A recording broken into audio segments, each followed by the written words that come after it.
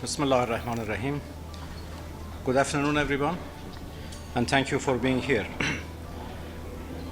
The Security Council just voted on a draft by China and Russia to give diplomacy another chance. Under US pressure, unfortunately, the Council refused. This is the second time in 1 week that diplomacy has been blocked. In my address to the Council, I highlighted the following points. For over 20 years, Iran has been a responsible member of the NPT. We pursued our inalienable right to peaceful nuclear energy with transparency. In 2015, after 2 years of talks, the JCPOA, or Joint Comprehensive Plan of Action, was reached. It was endorsed unanimously by Resolution 2231. The IAEA issued 15 consecutive reports confirming Iran's full compliance. No other nuclear program has been inspected more. Yet in 2018, the United States walked away from the deal in violation of Resolution 2231. No legal grounds, no justification. Iran remained fully compliant for a year. Only after the E3 failed to honor their promises did Iran take lawful, gradual, remedial measures. Today's crisis is the direct result of US withdrawal and Europe's inaction.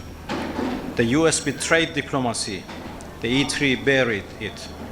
For years, the US and the E3 misrepresented Iran's peaceful program. They echoed Israel's false claims, even as Israel maintains the region's only nuclear arsenal outside the NPT. The double standard is glaring. Despite assassinations, sanctions, and bombings of IAEA-monitored facilities, Iran has not violated the JCPOA, the NPT, or our safeguards obligations. When the current US administration called for dialogue, Iran responded in good faith. 5 rounds of talks were held. On the eve of the 6th, Israel, with US backing, attacked nuclear facilities in Iran and murdered our scientists, including women and children. This was state terrorism. It was never condemned by the E3, US, or even IAEA. Instead of diplomacy, the E3 pursued a snapback. Iran, by contrast, signed a new memorandum with the IAEA on 9 September in Cairo. It was welcomed by the agency and the international community. But in New York, all of Iran's constructive proposals were ignored. Russia and China acted responsibly.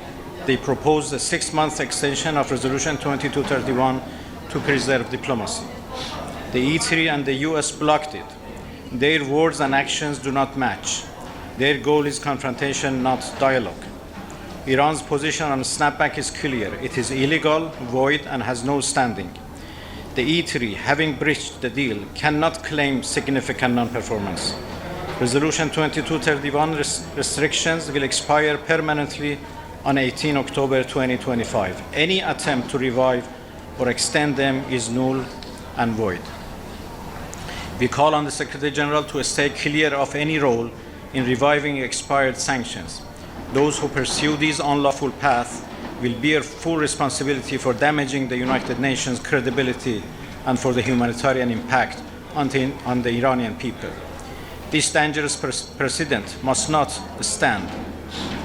If agreements can be broken at will, no nation can trust international commitments. If unlawful measures are enforced by power instead of law, the Security Council itself will lose authority. Let me end with this. Military attacks have failed. Snapback will fail too. The only solution is dialogue and diplomacy. The JCPOA proves this. Iran will never bow to pressure. We respond only to respect. The choice is clear: escalation or diplomacy. The responsibility lies with those who broke their commitments and undermined international law.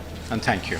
Foreign Minister, can I ask you, James Bays from Al Jazeera, snapback seems inevitable in a matter of hours. What will that mean for the people of Iran? And after snapback in the short term, is there any opening now for diplomacy? Well, as I said in my statement, this mechanism is the activation of this mechanism is illegal and should considered void and null.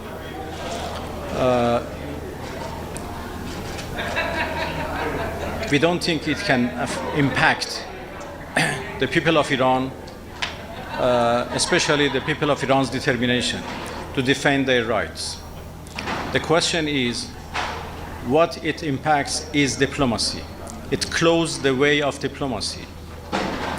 We have been always ready to engage in diplomacy, and we have proved that when we negotiated JCPOA, when we negotiated with the United States before the attacks, and every time we were called for that. I came here with clear proposals to give diplomacy more chance, and I regret that the proposals were refused by the other side. So we have to think about the diplomacy rather than confrontation and escalation. Foreign Minister, your reaction, and what are the next steps now for the Islamic Republic of Iran? Well, we have already said that this act by E3 and the decision by the Security Council would affect Iran's cooperation with the agency. I made a very good agreement with the agency to make a new framework for cooperation between Iran and the agency in the new circumstances, which was signed in Cairo. And it is very unfortunate that if everything is activated, then this agreement between Iran and the agency would also is gone and cannot be implemented. ولی دقیقاً یک روز بعد از رسیدن شما به اینجا آقای خامنه‌ای گفتن ما با آمریکا مذاکره نمی‌کنیم و یکی از خواسته‌های اروپایی‌ها همین مذاکره با آمریکا بود. درسته؟ Diplomacy is not limited to negotiation with the United States. We have unfortunately a terrible experience of negotiating with the United States. We negotiated once in 2015 and we made a good deal. We made a deal that the whole world celebrated as an achievement of diplomacy. But what happened? Only after 1 year, the United States withdrew and reimposed its sanctions. Again this year, we were asked to negotiate and we accepted. What happened? Right in the middle of negotiations, the United States decided to attack us. Israel attacked and US joined. So we have no reason to trust Americans when it comes to negotiation. So what His Eminence the Supreme Leader said is absolutely correct, that negotiation with the United States is in fact a pure dead end. Do you think that nuclear diplomacy is dead now, given all your efforts failed and Diplomacy would never die, but it would be certainly more difficult and more complicated than before. Mr. Minister, may I ask a question to Camelia Intikhabi Fard, Chief Editor of the Independent Persian.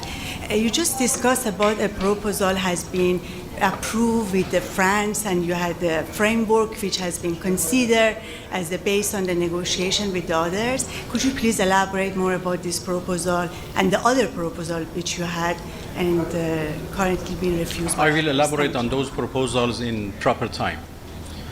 Some of them are still under consideration.